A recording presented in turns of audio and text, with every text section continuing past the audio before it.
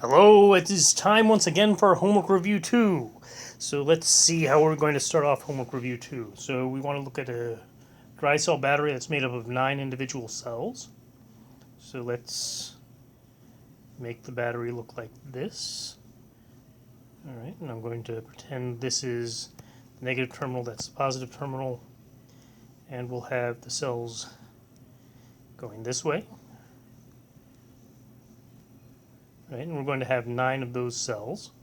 So from here to here there are 9 cells, and it's going to be a 9-volt battery. All right. And what sort of questions do we want to ask about the battery? Let's see. What is the potential difference of a single cell?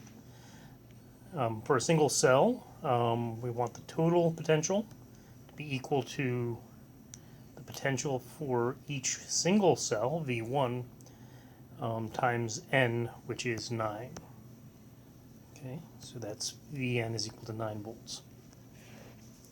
After that, we're going to go through and we're going to use this number here to calculate the potential over one of those, or the potential energy over one of those cells. So we're going to go through one cell, how much energy does an electron gain going up one of those cells. Sounds simple enough. And after that, we're going to use what we use potential energy for, which is conservation of energy. So we're going to figure out what, in the fantasy world where there's some sort of superconductor here and there's no resistance. Actually, a superconductor wouldn't even do this. So a spot where there's no resistance, we just eject an electron here and it would come over here to this other side. I want to figure out what its speed is after it gets, I guess it's going this way from here to here.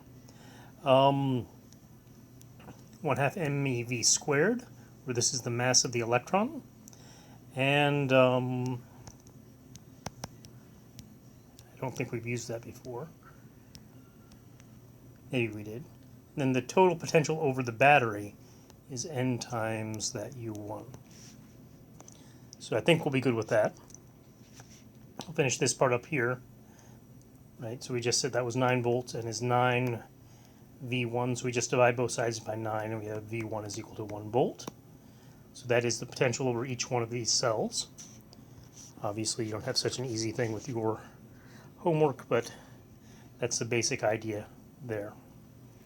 Then we want to use this result to find the energy over one of these things, which is going to be E, which is the electron charge, times V1.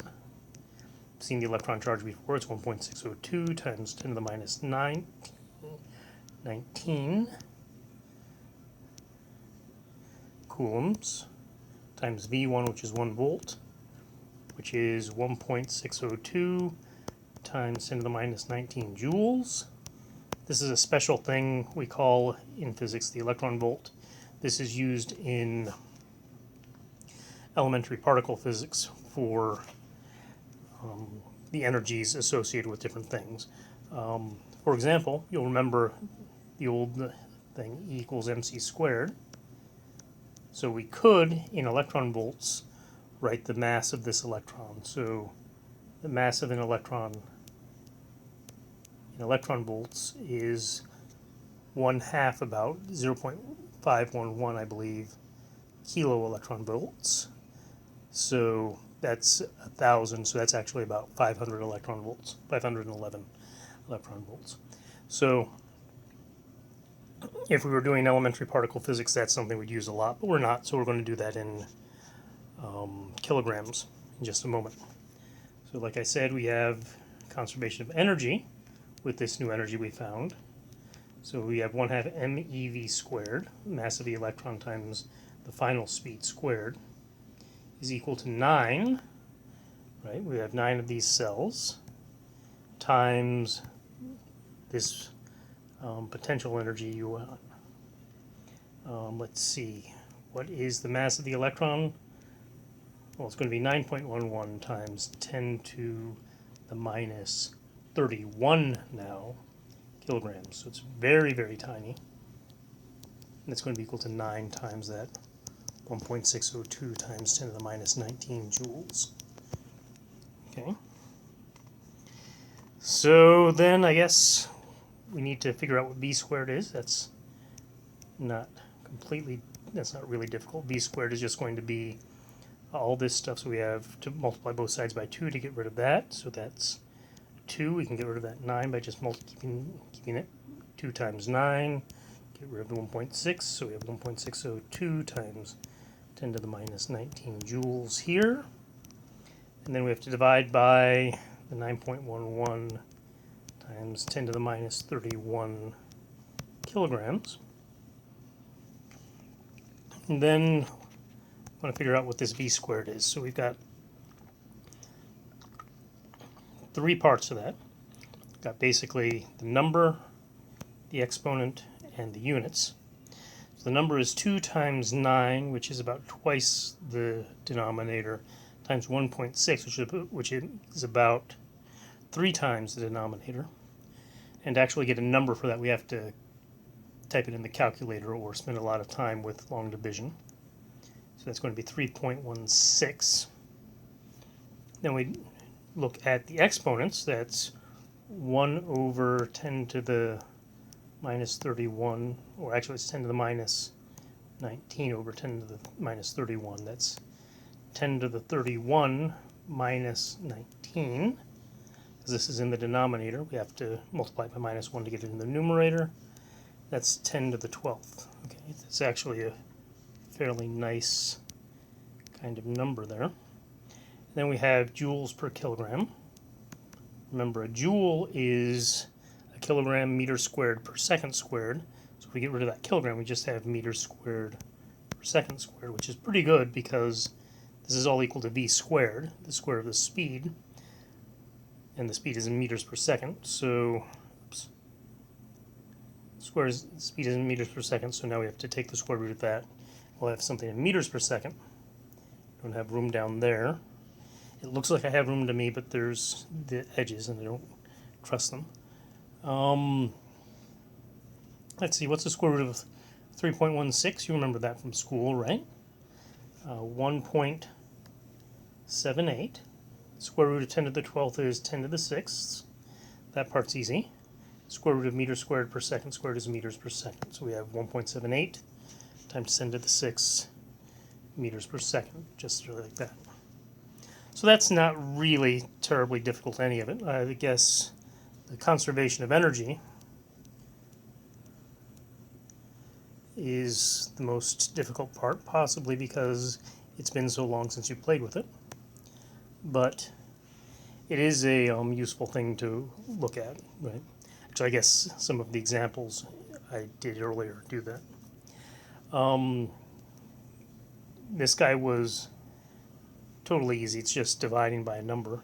And here, we just have to use the definition for the energy, which is the charge times the potential.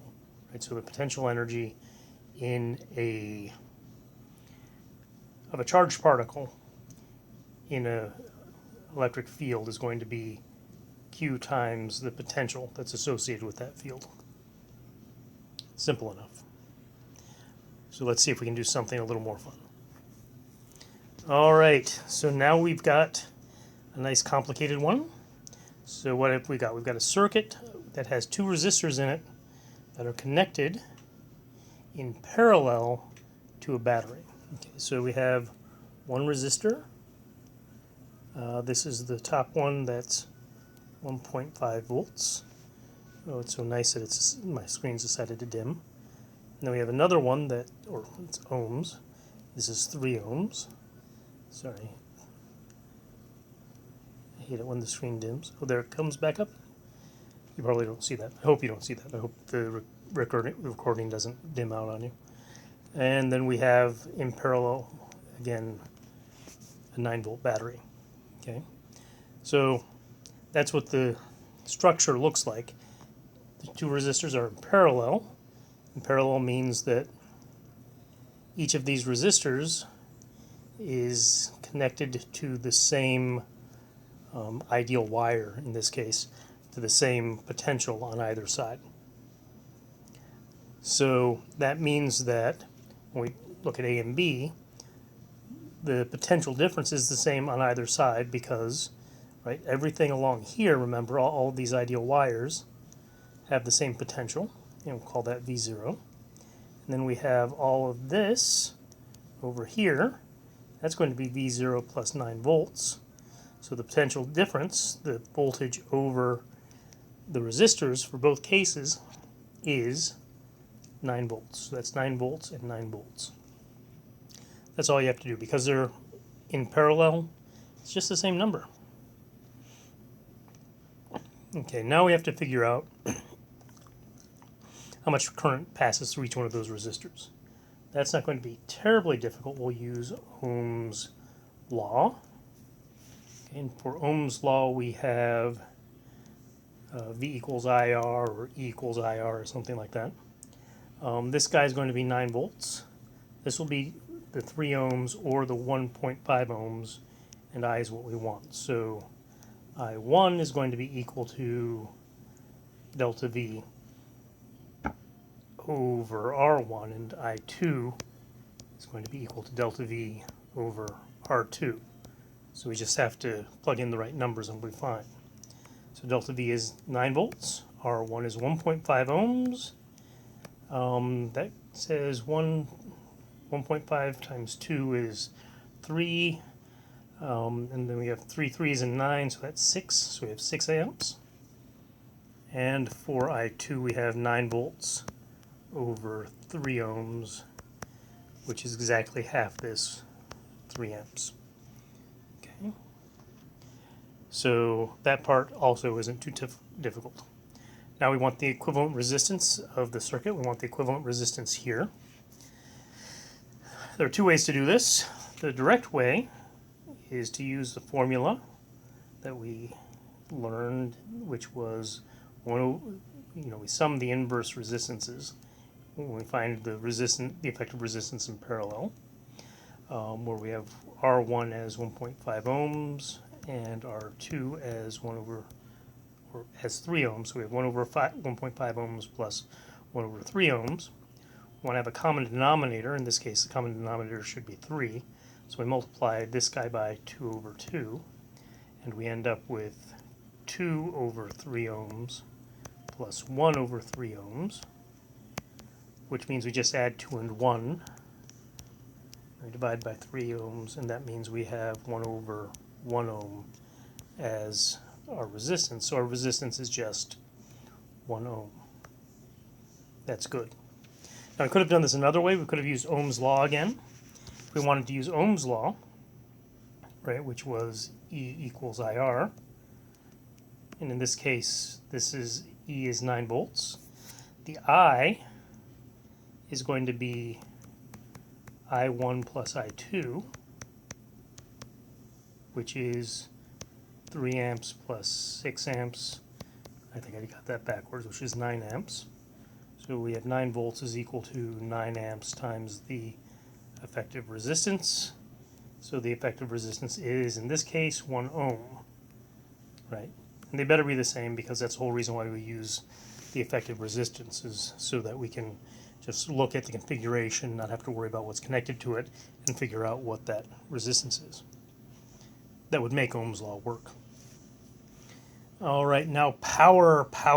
We're all interested in power these days. So what is the power? Power is V squared over R. And let's see, that means we have 9 volts squared over the resistance, which we just said was 1 ohm. And so let's see, that means we have 81 volts squared over 1 ohm. So that's 81 volts squared per ohm, or 81 watts. So that's our power. And finally, what we want to do is we want to see what happens if we make this run for 1,000 hours. How much energy did we get out? So that's just the energy is the power times the time, which is 81 watts. It's 81 watts.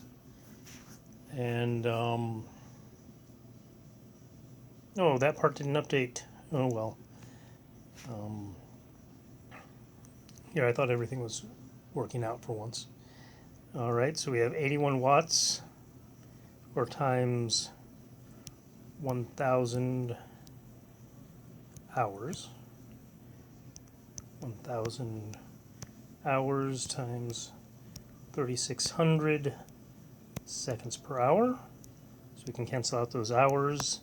So we have 81 by 36, which is 291.6 times 10 to the 6 joules. So that's 291.6 megajoules. There's plenty of energy in that battery.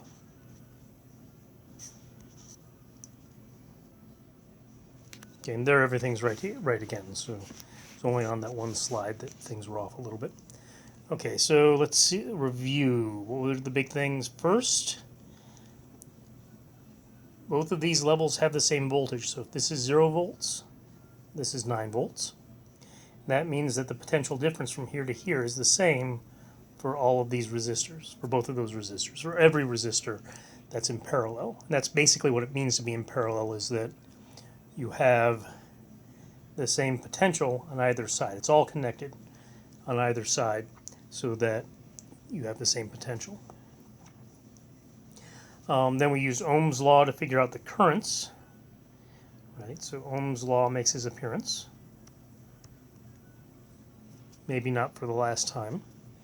Then we used some equivalent circuits to find the resistance. We found the power, and that was just using V squared over the V squared over the equivalent resistance. And then we found the energy from the power. So that's something that we can probably handle. Let's see what's next. This looks hard, or this looks easy, but it's hard, or it looks hard, but it's easy. This might be one of these ones where we have to do a little bit of manipulation before we get to the answer. So that's going to be what makes it hard. It's not the concept. So we've got a couple of things to start off with. Let's start with just trying to draw this. So we have 4 1.5 volt batteries that are arranged in series. We have a nice battery bank here. Okay, and so that's 4 times 1.5 volts. And then we have 2 devices that are in series. Okay, and we want to figure out what the potential is here. And we want to figure out what the potential is here. So we want V on the positive side here, and we want V at the connection here. We have one other situation here, which is that if we were to connect this voltmeter to ground, we'd call this potential minus 1 volt. So we just want to figure out, for some reason that's at minus 1 volt. I don't know why. So that's just what we measured. So that's what this thing looks like. We've got a 150 ohm device here and a 450 ohm device here. So now what we want to do is, if the potential is measured from ground, oh, that's what this says here. What is the potential at the positive terminal here? So that potential at the positive terminal is just going to be equal to V on this side here plus the voltage from the batteries. V down below is minus 1 volt. The batteries are 4 times 1.5 volts. So that's 6 volts. We have minus 1 volt plus 6 volts. And so that's going to be 5 volts. Okay, so we can have a reference that's anything we want, or whatever the world wants, not necessarily what we want. Those are two different things. The world often likes different things than we do. Okay, then we want to figure out what the potential right here is. And so we have the same kind of problem that we had before, right? So V at the connection is going to be equal to this level here, which is minus 1 volt. Then we want to go up delta V2 plus delta V2 here. Okay, so that is what we want to do. So we need to figure out what this guy we know, this is the guy we wanted, so now we need to figure out what the delta V2 is. But you'll remember that over this potential difference, which is the 6 volts, this and this take up proportions of the voltage in relationship to the amount of resistance they have. That is, the change over this, delta V1, over the change here, delta V2, is equal to the resistance of 1 over the resistance of 2. Okay? And the only sort of issue we have here is that we don't know either of these. We just know that delta V1 plus delta V2 is equal to 6 volts. And actually, there was an easier way to do this. Probably I should have, but too late now. So that means that, we don't care about this delta V1, so we'll solve for that. We want the delta V2. That delta V1 is equal to 6 volts minus delta V2. That's what we're going to back substitute over here.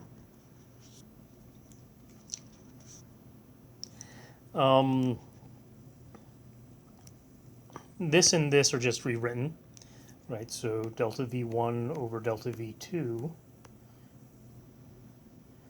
equals R1 over R2 means that we cross multiply to get things out of the denominator. I think that's what we used to call it. I don't really know because I'm an old man.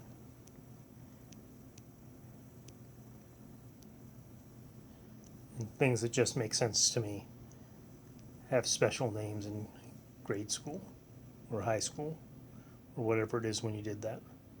I don't remember when we did these things. It's been a long time.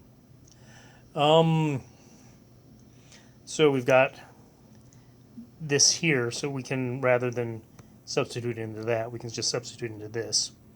So the delta V1 goes in here, so we have R2 times delta V1, which is 6 volts minus delta V2 is equal to R1 times delta V1. So let's see, what is R2? R2 is 450 ohms times 6 volts is equal to, what do we end up with? We end up with R1 plus R2, right? So that's 600 ohms times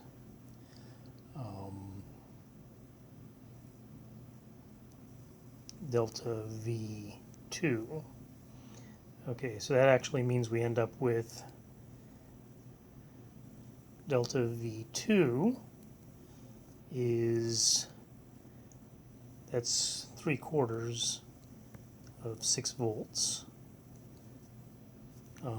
which is 4.5 volts. Okay, so we have 4.5 volts. Let's see. Well, then I guess we plug it in here. V naught is minus 1 volt. Then we add 4.5 volts, which means we end up with 3.5 volts.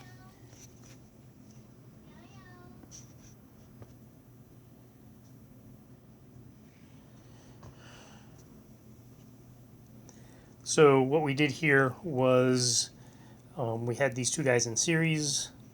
We just had to make sure that we took account of this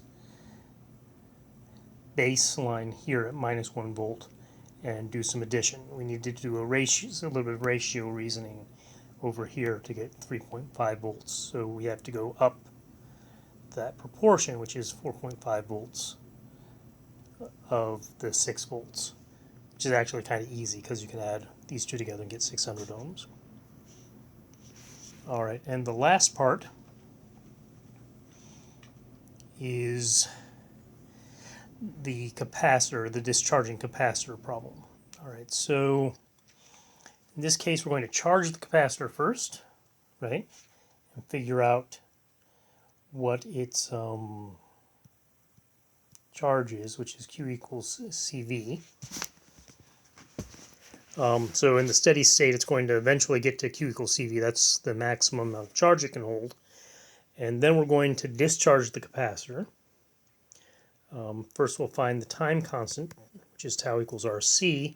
Then we'll use the time constant to figure out how long it takes to discharge.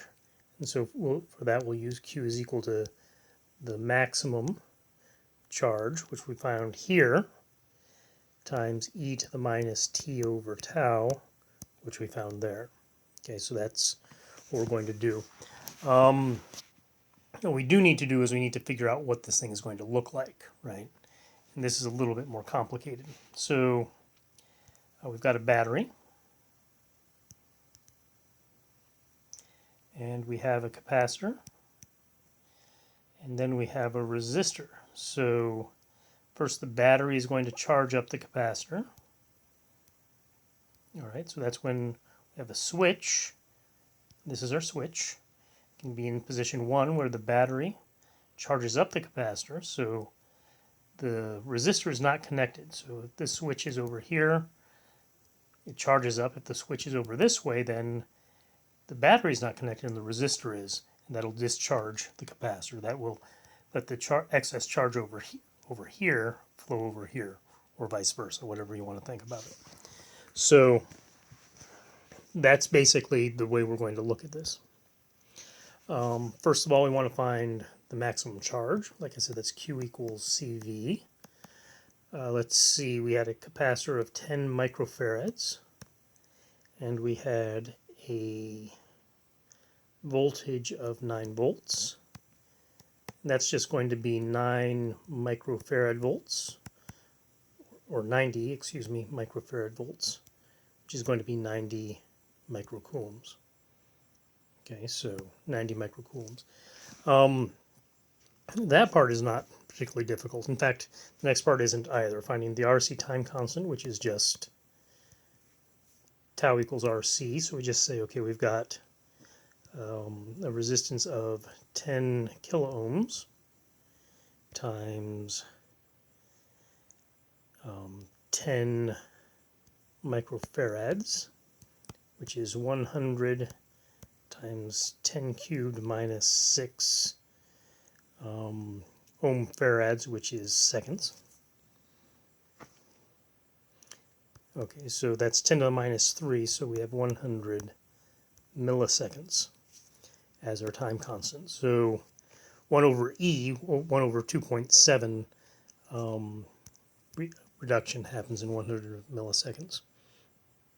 Oh yeah, now that I think about it, I should have done something with a half instead of this, just to relate tau to the lifetime tau to the half-life. But that's really for something else. We don't really care about the amount of time it takes for discharging half. I'm lying. I really care about that. That makes a whole lot of sense to me. I love that idea. Okay, so let's figure out the charge. So we said Q is equal to Q naught times e to the minus t over tau. Like